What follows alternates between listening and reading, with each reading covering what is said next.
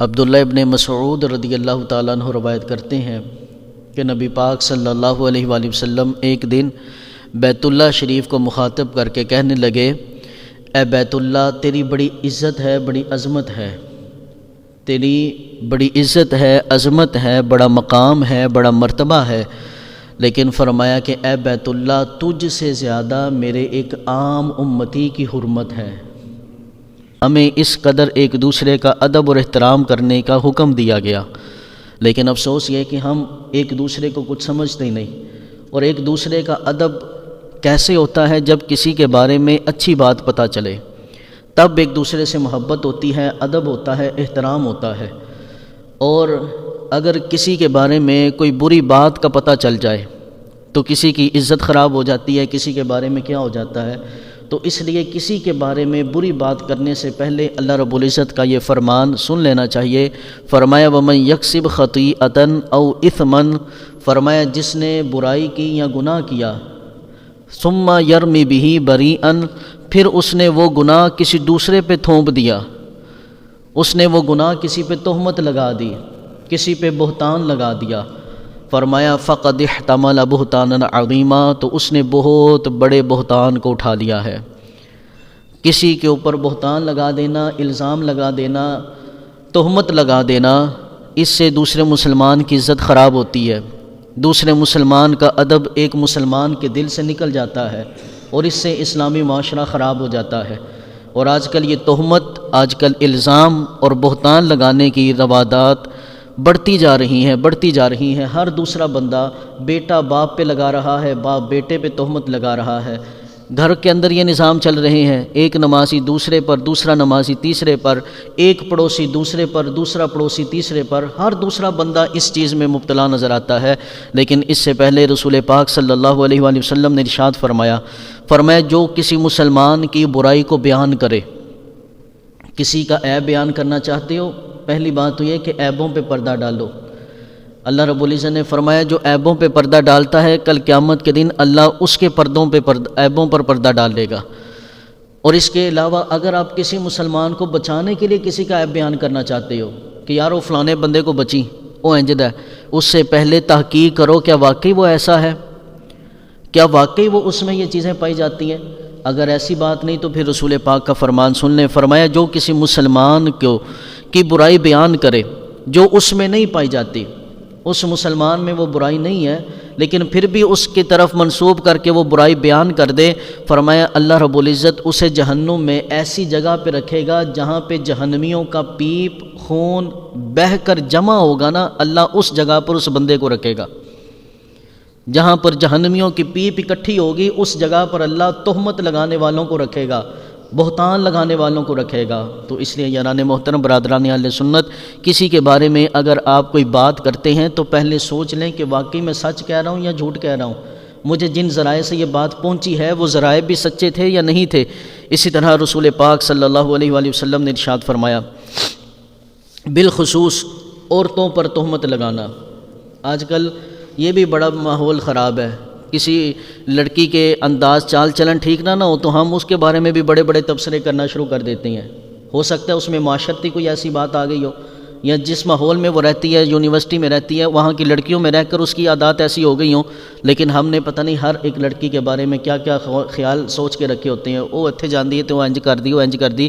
رسول پاک صلی اللہ علیہ وآلہ وسلم نے عورت پر تہمت لگانے سے بڑا سختی سے منع فرمایا، اور قرآن مجید برہان رشید میں تو یہاں تک آ گیا، فرمایا اگر کسی گواہ کی ضرورت پڑے نا تو ہر مقدمے میں 2 گواہ لائے جائیں گے، لیکن فرمایا اگر عورت پہ تہمت لگانی ہے، عورت کے بارے میں اگر بات کرنی ہے تو فرمایا 4 گواہوں کی ضرورت ہے۔ جب تک 4 گواہ اپنی آنکھوں سے دیکھنے والے 4 گواہ نہیں ہوں گے، عاقل بالغ مسلمان 4 مرد جب تک گواہی نہیں دیں گے تب تک عورت کے بارے میں کوئی بات نہیں کر سکتا۔ عورت کا مسئلہ اتنا حساس ہے، لیکن آج ہمارے معاشرے میں کس قدر حضرت امام اہل سنت آپ فرماتے ہیں کہ یہ تہمت لگانا، کسی پر بہتان لگانا، یہ حرام قطعی ہے، یہ ایسا حرام ہے جو اللہ رب العزت نے قرآن مجید میں منع فرمایا ہے۔ اسی طرح رسول پاک صلی اللہ علیہ وسلم نے ارشاد فرمایا اگر کوئی کسی عورت پر تہمت لگائے، بہتان لگائے، فرمایا اس کی 100 سال کی نیکیاں ختم ہو جاتی ہیں، 100 سال کی نیکیاں ضائع ہو جاتی ہیں۔ اس کی تفسیر میں فتح القدیر کے اندر ہے، کہتے ہیں کہ اگر کسی انسان نے کسی عورت پہ الزام لگا دیا اور فرمایا کہ اس کی اگر 100 سال عمر ہونا، وہ 100 سال میں جو بھی کرے گا سارا اللہ ضائع فرما دے گا، اس کا کوئی عمل قبول نہیں ہوگا، اس قدر یہ گھنونا عمل ہے۔ اسی طرح رسول پاک صلی اللہ علیہ وآلہ وسلم نے ارشاد فرمایا، آج کے اس دور میں کیا ہوتا ہے کہ جناب کسی پہ تہمت لگاتے ہیں نا، تو بعض دفعہ ایسا ہوتا ہے کہ جس پہ تہمت لگ رہی ہے اس کی عزت ختم ہو جاتی ہے، لیکن یاد رکھیں دنیا کی عزت ہے، دنیا کی عزت ہے، اگر ختم بھی ہو جائے تو اللہ کے ہاں تو اس کی عزت ہے، لیکن جو تہمت لگانے والے، الزام لگانے والے آخرت کے میدان میں وہ آئیں گے تو وہ بھی خالی ہو جائیں گے۔ دنیا کی عزت تو پھر مل جائے گی، دنیا کی عزت تو وہ کہ جو اللہ کے ہاں تو عزت ہے، انسان کے دل سے نکلی، لیکن آخرت کے میدان میں رسول پاک صلی اللہ علیہ وآلہ وسلم نے ارشاد فرمایا، صحابہ مجھے بتاؤ مفلس کون ہے، محتاج فقیر کون ہے، مفلس کون ہے؟ کہا یا رسول اللہ صلی اللہ علیہ وآلہ وسلم جس کے پاس درہم و دینار نہ ہو وہ مفلس ہے، دنیا کی دولت جس کے پاس نہیں وہ مفلس ہے، فقیر ہے۔ میرے محبوب نے فرمایا صحابہ نہیں، مفلس وہ نہیں ہے جس کے پاس درہم و دینار نہ ہو۔ یا رسول اللہ صلی اللہ علیہ وآلہ وسلم مفلس پھر کون ہے؟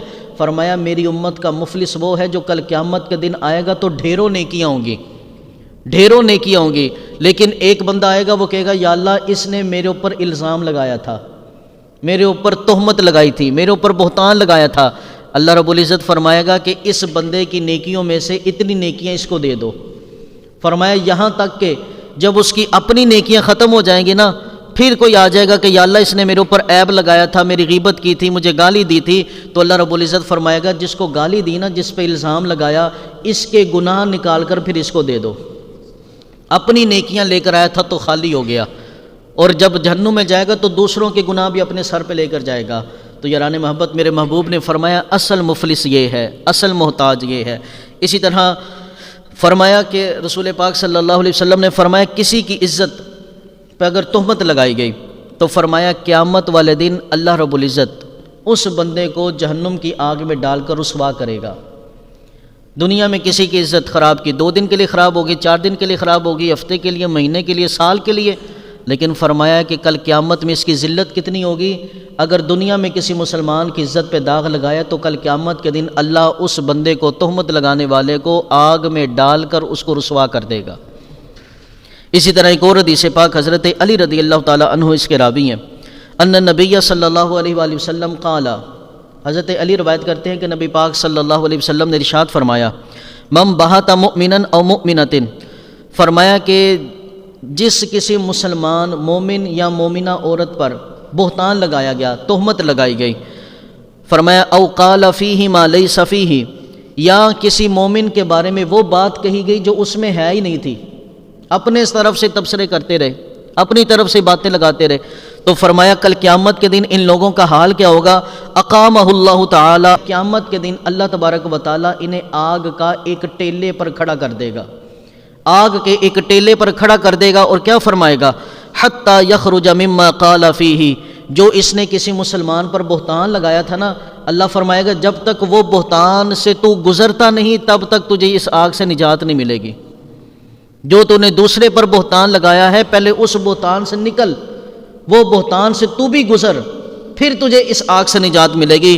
اور اعظم عند اللہ و اکرم علیہ من ملک مقرب، فرمایا صحابہ اللہ رب العزت کے نزدیک ایک مومن کی عزت مقرب فرشتوں سے زیادہ ہے، مقرب فرشتوں سے زیادہ ہے۔ فرمایا ایک مومن کی عزت، اس کا اکرام مقرب فرشتوں سے زیادہ ہے۔ اور فرمایا کہ صحابہ وَلَيْسَ شَيْءٌ أَحَبَّ إِلَى اللَّهِ مِن مُؤْمِنٍ تَائِبٍ أَوْ مُؤْمِنَةٍ تَائِبَةٍ۔ یاران محبت برادران اہل سنت، یہ جملہ سنو، میرے محبوب نے ارشاد فرمایا اللہ کے نزدیک جب کوئی بندہ مومن یا کوئی عورت مومنہ توبہ کرتی ہے، اس بندے اور اس مومنہ عورت جن نے توبہ کی ہے، ان سے زیادہ محبت والی چیز کوئی نہیں ہوتی۔ جو بندہ توبہ کر لیتا ہے اللہ کو وہ بندہ سب سے زیادہ محبوب ہوتا ہے، وہ سب سے زیادہ محبوب ہوتا ہے۔ تو اس لیے آج بھی سانسیں باقی ہیں، اگر کوئی گناہ ہو گیا، کسی پہ تہمت لگ گئی، کسی پہ الزام لگا دیا گیا، تو آج بھی معافی کر لیں، آج بھی توبہ کر لے۔ اتنے میں رسول پاک صلی اللہ علیہ وسلم نے ارشاد فرمایا وَأَنَّ الرَّجُلَ الْمُؤْمِنَ يَعْرِفُ فِي السَّمَاءِ، فرمایا کہ جو مرد ہوتا ہے نا، مومن مرد، اس کو آسمان والے ایسے جانتے ہیں جیسے زمین والے جانتے ہیں۔ جیسے زمین والے اپنے گھر والوں کو جانتے ہیں نا، فرمائے اسی طرح آسمان والے بھی بندے کو جانتے ہیں۔ تو اس لیے یاران محترم ایک دوسرے کا ادب کریں، احترام کریں۔ اور ایک اور بات بھی کہ ایک تو یہ کہ تہمت لگانے سے بچیں، کسی پہ تہمت نہ لگائے، کسی پہ الزام نہ لگائے۔ اور دوسری چیز یہ کہ تہمت والی جگہ سے خود بھی بچے۔ تہمت لگانے سے بھی بچنا ہے، تہمت لگوانے سے بھی بچنا ہے۔ رسول پاک صلی اللہ علیہ وآلہ وسلم نے ارشاد فرمایا مومن کو یہ زیب نہیں دیتا کہ وہ تہمت والی جگہ پہ جائے۔ جو اللہ اور آخرت کے دن پر ایمان رکھتا ہے نا، اس کو چاہیے وہ تہمت والی جگہ سے بھی بچے، تہمت والی جگہ سے بھی بچے۔ رسول پاک صلی اللہ علیہ وآلہ وسلم نے ایک دن وضو فرما رہے تھے۔ عبداللہ ابن ابی، منافقین مدینہ کا سردار، لیکن اس کا بیٹا عبداللہ جو کہ پکا مومن اور صحابی رسول، حضور کی بارگاہ میں حاضر ہو گئے۔ یا رسول اللہ صلی اللہ علیہ وآلہ وسلم، یہ اپنا بچا ہوا پانی، یہ اپنا جھوٹا پانی مجھے عطا فرما دے۔ میرے محبوب صلی اللہ علیہ وآلہ وسلم نے ارشاد فرمایا اے عبداللہ تم کیا کرو گے؟ کہنے لگے یا رسول اللہ صلی اللہ علیہ وآلہ وسلم آپ کا جھوٹا پانی میں اپنے باپ کو پلاؤں گا، ہو سکتا ہے کہ آپ کا جھوٹا پانی پی کر اس کے دل میں بھی کوئی ایمان اتر آئے۔ میرے رسول پاک صلی اللہ علیہ وسلم نے اپنا جھوٹا پانی دے دیا۔ اب جناب حضرت عبداللہ اپنے گھر میں گئے اور اپنے باپ سے کہا کہ یہ پانی پیو۔ وہ کہنے لگا کہ یہ کیوں؟ جناب عبداللہ کہنے لگے کہ یہ رسول پاک صلی اللہ علیہ وسلم کا جھوٹا پانی ہے، پیو تاکہ تمہارا بھی دل نرم ہو جائے۔ اس نے دودکار دیا، اس نے پیچھے کر دیا، اس نے بڑی غلط بات کہی۔ یہ بات سن کر نہ جناب عبداللہ حضور کی بارگاہ میں آ گئے، عرض کرنے لگے یا رسول اللہ صلی اللہ علیہ وآلہ وسلم میرے والد نے آپ کے جھوٹے پانی کی توہین کی ہے، یا رسول اللہ مجھے حکم ارشاد فرمائے میں گردن اڑا دوں۔ میرے محبوب نے فرمایا نہیں، اگر میں تمہیں اجازت دے دوں تو لوگ کیا کہیں گے کہ رسول پاک یہ تربیت کرتے ہیں کہ بیٹا اپنے باپ کی گردن اتار دے۔ فرمایا تم نے ایسا عمل نہیں کرنا۔ کہ تہمت والی جگہ سے رسول پاک خود کتنا بچا کرتے تھے کہ کوئی حضور کے بارے میں ایسی بات کرے۔ حضور علیہ الصلوۃ والسلام نے ہمیں تربیت، ہمیں سیرت ایسی دی، تو ہمیں بھی چاہیے کہ ہم تہمت والی بات سے بچیں، تہمت والی چیز سے بچیں، تہمت والی جگہ سے بچیں۔ اگر ہم ہینڈ فری لگا کر آہستہ آہستہ باتیں کریں گے تو لوگ تو پھر طرح طرح کی باتیں کریں گے نا۔ ہمیں چاہیے کہ لوگوں میں رہیں تو ویسے کاموں سے بچیں جن سے لوگ اعتراض کرتے ہیں۔ اسی طرح ایک ہوتا ہے کسی پہ الزام لگانا، ایک ہوتا ہے کسی پہ بہتان لگانا، ایک ہوتا ہے کسی کے بارے میں برا سوچنا۔ اللہ رب العزت نے یہ الزام لگانا تو دور کی بات ہے، ہمیں کسی کے بارے میں برا سوچنے سے بھی منع کیا ہے۔ بہتان لگا دینا تو زبان ہلی اور بہتان لگا دیا، لیکن فرمایا یہ بہتان تمہارے ذہن میں بھی نہیں آنا چاہیے۔ فرمایا یا ایھا الذین آمنوا اجتنبوا کثیرا من الظن، فرمایا اے ایمان والو بہت سارے گمانوں سے بچو، بہت سارے گمانوں سے بچو۔ کیوں؟ ان بعد الظن اثم ولا تجسسوا، فرمایا کیونکہ بہت سارے جو گمان ہے نا، تمہارے گمان ہے جو تم سوچتے ہو، یہ گناہ ہے، یہ گناہ ہے۔ کسی کے بارے میں تہمت لگا دینا، الزام لگا دینا، بہتان لگا دینا، یہ تو بہت بڑا کام ہے۔ فرمایا اس تہمت کو سوچنے سے پہلے بھی ڈرا کرو، سوچنے سے پہلے بھی ڈرا کرو۔ اور یاران محبت کسی پہ تہمت لگانے سے پہلے یہ سوچ لینا کہ کچھ لوگ ایسے ہوتے ہیں جن پہ تہمت لگ جائے تو ان کی تہمت کا جواب کل قیامت کے دن دیا جائے گا، اور کچھ لوگ ہوتے ہیں کہ ان کا جواب پھر زمین پر ہی دیا جاتا ہے، آخرت میں تو جو جواب ہونا ہے وہ ہونا ہے۔ اسی طرح ایک صحابی رسول ہے حضرت مغیرہ بن شعبہ رضی اللہ تعالیٰ عنہ، یہ وہ صحابی رسول ہیں یارو کہ ان کو ایک فخر ملا جو کسی صحابی کو نہیں ملا۔ وہ یہ کہ جب رسول پاک صلی اللہ علیہ وآلہ وسلم اس دنیا فانی سے ظاہری طور پہ رخصت ہوئے نا، جب لحد شریف میں اتارا گیا تو حضرت مغیرہ رضی اللہ تعالیٰ عنہ آپ کی انگوٹھی جو تھی نا، انگوٹھی وہ رسول پاک صلی اللہ علیہ وسلم کی لحد میں گر گئی۔ اب وہ قبر شریف کو بند کرنے لگے تو جناب علی رضی اللہ تعالیٰ عنہ کے پاس حاضر ہوئے۔ حضرت مغیرہ کہنے لگے علی مجھے اجازت دو، میری انگوٹھی حضور علیہ الصلوۃ والسلام کی قبر شریف میں گر گئی ہے، تو اوپر مٹی ڈالنے سے پہلے مجھے اجازت دو میں اندر جا کر میں اپنی انگوٹھی لے آؤں۔ حضرت مغیرہ رضی اللہ تعالیٰ عنہ کو اجازت دی گئی تو حضرت مغیرہ دوبارہ لحد میں اترے اور حضرت مغیرہ رضی اللہ تعالیٰ عنہ اپنی انگوٹھی بھی اٹھائی، رسول پاک کا کفن چومنے لگے، اور رسول پاک صلی اللہ علیہ وسلم کے دونوں آنکھوں کے درمیان یہ پیشانی کی طرف سے چومنے لگے، اور ساری زندگی فخر سے کہا کرتے تھے سب سے آخر میں مغیرہ نے مصطفیٰ کو دیکھا تھا۔ یہ آپ کو ایک اعزاز حاصل تھا حضرت مغیرہ رضی اللہ تعالیٰ عنہ۔ حضرت عمر کا زمانہ، حضرت عمر کے زمانے میں بحرین کے گورنر بنے۔ جب بحرین کے گورنر بنے نا تو آپ پہ لوگوں نے الزام لگا دیا، بڑی آپ نے دین کی خدمت کی، آپ کا نام بڑا ہوا، عزت بڑی ہوئی، وقار بڑا ہوا، لوگوں نے الزام لگا دیا کہ جناب مغیرہ مال غنیمت میں ہیرا پھیری کرتے ہیں معاذ اللہ۔ اتنے میں ایک بندے کو 1,00,000 درہم و دینار دیے اور جناب عمر کے پاس خط لکھ کر بھیج دیا۔ ایک بندے کو نے 1,00,000 درہم و دینار دے کر کہا کہ جاؤ تم عمر سے جا کر کہنا کہ یہ مغیرہ نے مجھے دیے ہیں۔ اب جناب مغیرہ رضی اللہ تعالیٰ عنہ جناب عمر بن خطاب رضی اللہ تعالیٰ عنہ کے پاس پہنچے، تہمت لگی تھی، الزام لگا تھا، بہتان لگا تھا۔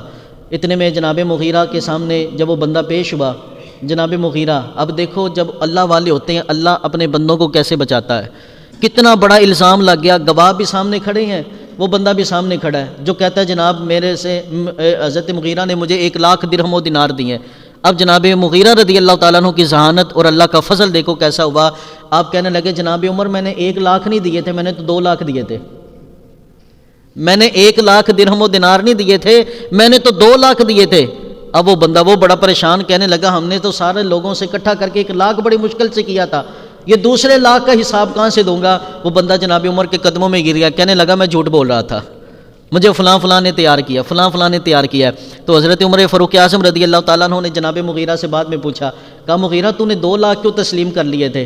کہنے لگے بات یہ تھی الزام تو لگ ہی گیا تھا، بہتان تو لگ ہی گیا تھا، میں نے سوچا تھا یہاں تو نکل جاؤں گا، اگر نہ بھی نکل سکا، اگر یہ 2,00,000 بھی دے دے گا میرا کیا مسلمانوں کا فائدہ ہو جائے گا، مسلمانوں کا فائدہ ہو جائے گا۔ اسی طرح یاران محبت برادران اہل سنت، امام بخاری کتنے بڑے امام گزرے ہیں، کتنے بڑے امام گزرے ہیں، اللہ اکبر کبیرہ۔ لوگوں نے دیکھو اتنی بڑی شخصیات کو نہیں چھوڑا۔ آج تھوڑی سی بات ہمارے بارے میں کوئی کر دینا تو ہم بڑے پریشان ہو جاتے ہیں، یار فلانے نے انج کہہ دیتا ہے، فلانے نے انج کہہ دیتا ہے۔ اتنی بڑی شخصیات کو لوگوں نے نہیں چھوڑا، ان پر تہمت اور ان پر الزام اور ان پر طرح طرح کی باتیں کی۔ جناب امام بخاری رضی اللہ تعالیٰ عنہ وہ محدث ہیں جنہیں زبانی 6,00,000 حدیثیں یاد تھی۔ نہیں تھوڑا بولو تو صحیح یار ذرا، اللہ ان کی لہت پر کروڑوں رحمتوں کا نزول فرمائے۔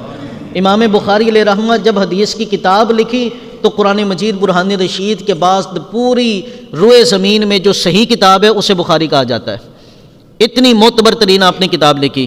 آپ کو پتہ امام بخاری علیہ رحمہ صرف مولوی نہیں تھے، ایک مالدار شخصیت بھی تھے، کاروبار کیا کرتے تھے، تاجر تھے۔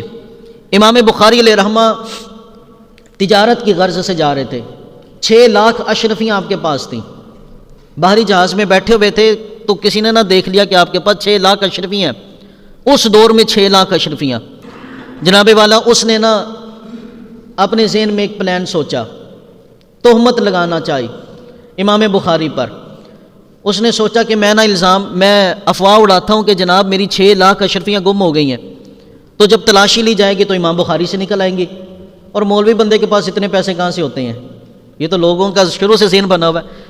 جب مولوی کی ایک مولوی آپ کا وضع جو تھی مولویوں کی طرح تھی نا، تو کہنے لگے کہ جب ایک مولوی کی تلاشی لی جائے گی نا، جب اس سے 6,00,000 اشرفیاں نکل آئیں گی تو میں شور مچا دوں گا کہ جناب مولویوں دے کول اتنا پیسہ کتوں آ گیا، جناب یہ تو میری چوری ہوئی ہیں۔ خیر جب اس نے یہ کہا نا تو جناب تلاشی لی گئی، امام بخاری کی بھی تلاشی لی تو 6,00,000 اشرفیاں نکلی کوئی نہیں، اشرفیاں نکلی نہیں۔ اتنے میں جب بات ختم ہوئی نا تو وہ بندہ بیٹھ گیا امام بخاری کے پاس، پوچھنے لگا حضرت بتائیں تو صحیح، میں نے خود دیکھی تھی 6,00,000 اشرفیاں آپ کے پاس، تو وہ 6,00,000 اشرفیاں گئیں کدھر ہیں؟ آپ نے فرمایا میں نے ساری سمندر میں گرا دی ہیں، میں نے ساری سمندر میں گرا دی ہیں۔ کہا وہ کیوں 6,00,000 اشرفیاں گرا دیں؟ کہا مجھے پتا تھا تیرا پلان کیا ہے، تو نے بعد میں یہی رولا ڈالنا تھا، یہی شور ڈالنا تھا کہ مولوی کے پاس اتنے پیسے کہاں سے آ گئے۔ کہا مجھے پتا تھا یہ تیرے پاس چلی جانی ہے، چلو تیرے پاس، میں تجھے دینے سے بہتر یہ تھا کہ میں سمندر میں دے دیتا، سمندر میں ڈال دیتا، اللہ خود ہی اس کا نعم البدل مجھے عطا فرما دے گا۔ بڑے بڑے لوگوں پر یاران محبت برادران اہل سنت بہتان لگے، الزام لگے، لیکن میں وہی کہتا ہوں کہ اللہ کی بارگاہ سے ڈرو، یہاں نہیں تو وہاں حساب دینا پڑے گا۔ اگر یہاں بھی حساب دینا پڑ گیا تو حساب یہاں کا بھی بڑا ڈاڈا ہے، وہاں تو دینا ہی پڑے گا۔ حضرت بختیار کاکی علیہ رحمہ بڑی خوبصورت ایک شخصیت کا نام ہے، بہت بڑے ایک اللہ کے ولی گزرے بختیار کاکی، ان کا نام کتنا بڑا ہے آپ اسی سے اندازہ لگا لیں کہ خواجہ معین الدین چشتی اجمیری نے آپ کو کتب بنایا تھا۔ بولنا چاہیے تھوڑا یار، اکابر کے نام پہ بولا کریں۔ حضرت خواجہ معین الدین چشتی اجمیری آپ نے تربیت کی تھی حضرت بختیار کاکی کی، اور آپ دیکھیں کہ بختیار کاکی پھر جب استاد بنے تو کتنے سونے استاد بنے تھے۔ جب انہوں نے ہیرا تراشا تو بابا فرید الدین کو تراشا تھا۔ کتنی عظیم شخصیت، کتنی عظیم۔ اور حضرت بختیار کاکی علیہ رحمہ کو یہ اعزاز حاصل تھا کہ وقت کا بادشاہ آپ کا مرید تھا۔ دلی کا جو بادشاہ تھا شمس الدین التمش آپ کے مرید تھے۔ جب مرید ہوئے نا شمس الدین التمش تو انہوں نے کہا کہ بختیار کاکی سے، حضرت میں بادشاہ چھوڑنا چاہتا ہوں اور آپ کے قدموں میں بیٹھنا چاہتا ہوں۔ تو آپ نے فرمایا کہ نہیں بیٹا، اگر تو تخت کو چھوڑ دے گا کوئی ظالم آ جائے گا، بہتر یہ ہے کہ تو ہی تخت پہ بیٹھ اور عدل اور انصاف کر۔ پھر وہ کہنے لگے حضور بات یہ ہے کہ اتنی دور مجھ سے رہا نہیں جاتا، میں چاہتا ہوں آپ میرے قریب آ جائیں، میرے محل کے قریب آ جائیں۔ حضرت بختیار کاکی علیہ رحمہ 1 کلومیٹر کے فاصلے پر، بادشاہ کے محل کے 1 کلومیٹر کے فاصلے پر اپنا ڈیرا اٹھا کے لے آئے۔ جب حضرت بختیار کاکی علیہ رحمہ وہاں پہ آنا تو لوگوں نے وہاں بھی بڑے پراپیگنڈے کیے، جی پیر صاحب دیکھیں بادشاہ کے پاس ہی آ کر بیٹھ گئے، اتنی دولت سے محبت ہے، پیر صاحب نے تو ڈیرے ہی وہاں پہ لگا لیے ہیں۔ باتیں ہوتی رہیں لیکن کوئی عمل دخل نہ ہوا، کوئی آپ کی عزت میں فرق نہ پڑا۔ دلی کا بادشاہ مسلمان تھا، دلی کا بادشاہ آپ کا مرید تھا، اسلام پھیلنے لگا، پھولنے لگا، ہر طرف اسلام کا چرچا ہونے لگا۔ لوگوں نے پھر ایک دن پلان بنایا، اور یہ بات یاد رکھیں کہ گھر میں کبھی چوری نہیں ہوتی، جب بھی چوری ہوتی ہے کوئی اپنے کا عمل دخل ہوتا ہے۔ یہ اسلام کا یہ اتنا خوبصورت گھر ہے نا، یہ اسلام کے گھر میں کبھی تفرقہ بازی نہیں ہو سکتی تھی، یہ اسلام کے گھر کے اندر رہنے والوں نے یہ سب کچھ کیا ہوا ہے۔ کچھ مسلمانوں کو خریدا گیا، انہیں گواہ بنایا گیا۔ ایک عورت 2 ماہ کا بچہ لیے ہوئے جناب سلطان شمس الدین التمش کے محل کے باہر آ کر کھڑی ہو گئی، واویلا کرنے لگی، رونے لگی، چلانے لگی۔ شمس الدین التمش کو بلایا جائے۔ اندر جا کے سپاہیوں نے کہا جی باہر ایک عورت ہے، وہ بڑی رو رہی ہے، آپ کو یاد کر رہی ہے، باہر آئیں۔ شمس الدین التمش جب باہر آئے مختصر تو جناب والا شمس الدین التمش علیہ رحمہ آپ نے پوچھا عورت ہوا کیا ہے؟ وہ کہنے لگی شمس الدین التمش چھوڑ دے، تجھ سے انصاف نہیں ہوگا۔ کہا میری زمین پر انصاف کیسے نہیں ہوگا، بتا تو صحیح ہوا کیا؟ وہ کہنے لگی تجھ سے نہیں ہوگا انصاف، ایک شخص نے میرے ساتھ منہ کالا کیا اور یہ اس کا بچہ ہے، اب وہ مان ہی نہیں رہا۔ کہا تو نام تو لے۔ شمس الدین التمش سے کہا گیا کہ اے بادشاہ اگر تو نام سن لے گا تیری زمین تیرے پاؤں کے نیچے سے زمین نکل جائے گی، تو نہیں اس قابل کہ تو انصاف کر سکے گا۔ کہا بتا تو صحیح نام کیا ہے؟ اتنے میں جناب والا جب اس عورت نے کہا کہ یہ بچہ بختیار کاکی کا ہے، بختیار کاکی کا ہے، اتنی بڑی شخصیت پہ الزام لگا۔ جس پہ الزام لگا رہے ہو یاد رکھنا کبھی جواب وہاں دیا جائے گا حشر کے میدان میں، اور کبھی یہاں بھی دیا جائے گا، وہاں بھی دیا جائے گا۔ حضرت بختیار کاکی علیہ رحمہ پہ الزام لگایا گیا۔ اب بادشاہ یہ کہنے لگا تیری میں زبان نکال دوں گا، آج اگر قیامت ہوتی تو میرے اوپر اتنی سختیاں نہ آتی جتنی سختی تو نے میرے اوپر توڑ کے رکھ دی ہیں۔ اس نے جب واویلا کرنا شروع کیا ہر طرف سے شور مچنے لگا۔ جناب سلطان نے قاضی بیٹھا ہوا ہے، قاضی نے پیغام بھیجا جی بختیار کاکی کو بلایا جائے۔ جب حضرت بختیار کاکی علیہ رحمہ کو پیغام پہنچا نا، آپ اپنا عصا لیے ہوئے جناب والا محل کے قریب آپ تشریف لے آئے۔ جب آپ آئے نا تو آپ کو آتے ہوئے دیکھا تو سارے اپنی زمین جگہ سے کھڑے ہونے لگے۔ آپ نے سب کو اشارہ کیا، کہا بیٹھ جاؤ اپنی جگہ پہ، کیونکہ آج پیر بن کے نہیں آیا، آج مجرم بن کر آیا ہوں، آج ملزم بن کر آیا ہوں، آج میرے اوپر الزام لگایا گیا ہے، میں اس لیے یہاں پر آیا ہوں۔ حضرت بختیار کاکی علیہ رحمہ وہاں کٹہرے میں کھڑے ہوئے اور آپ نے اس عورت سے کہا کہ آخرت کو یاد کر، آخرت کو یاد کر، تو کیا باتیں کرتی ہے؟ اس نے کہا کہ بات یہ نہیں ہے، آپ مجھے یہ باتیں نہ بتائیں، اس وقت بتانی تھی جب تہجد کے وقت ہوتے تھے، مجھے کمرے میں معاذ اللہ بلایا کرتے تھے، اس وقت یہ باتیں یاد کرنی تھی۔ حضرت بختیار کاکی بات سنتے رہے، اس عورت نے الزام لگانے میں حد کر دی، بختیار کاکی نے سننے میں حد کر دی۔ یاران محبت برادران اہل سنت، پھر حضرت بختیار کاکی نے کہا بادشاہ مجھے 1 رات کی مہلت دے، 1 دن کی مہلت دے۔ بادشاہ نے کہا چلو ٹھیک ہے جی، کل عدالت لگے گی۔ کل کا دن حضرت بختیار کاکی وہاں سے نکلے تو جناب والا مریدین سواریاں لے کر حاضر ہو گئے۔ کہا بیٹا آج سواری پہ نہیں جانا، میں نے بڑی سلامیاں وصول کی ہیں ان گلیوں سے، آج دیکھنا چاہتا ہوں میری رسوائی کا تماشا کون دیکھتا ہے۔ کہتے ہیں کہ جناب جب اس دن میں وہاں سے گزرا تو گلیاں خالی نظر آتی تھی، پہلے گزرتا تھا لوگوں کا ہجوم ہوتا تھا، کوئی اپنی جولی بچھاتا، کوئی اپنی پلکیں بچھاتا، کوئی دروازے کھول کے کھڑا ہو جاتا حضور میرے گھر آ جائیں، لیکن اس دن الزام، تہمت، بہتان کتنی عزت کو اچھال کے رکھ دیتی ہے۔ یاران محبت برادران اہل سنت، حضرت بختیار کاکی کہتے ہیں میں واپس آیا، جب واپس آیا نا تو مصلی بچھا لیا، رب کے ہاں دعا کی، دعا کرنے کے بعد نا اجمیر کی طرف منہ کر لیا، اجمیر کی طرف منہ کر کے کہنے لگے، حضرت خواجہ معین الدین چشتی اجمیری کو مخاطب کرنے لگے، کہنے لگے معین الدین چشتی اجمیری میں یہاں پہ اپنی مرضی سے نہیں آیا تھا، دلی بھیجا تو تو نہیں بھیجا تھا، تو نہیں بھیجا تھا، تو حضور اب اتنا بڑا میرے اوپر مسئلہ بن گیا، اب آ کر اس کو حل بھی آپ نہیں کرنا ہے۔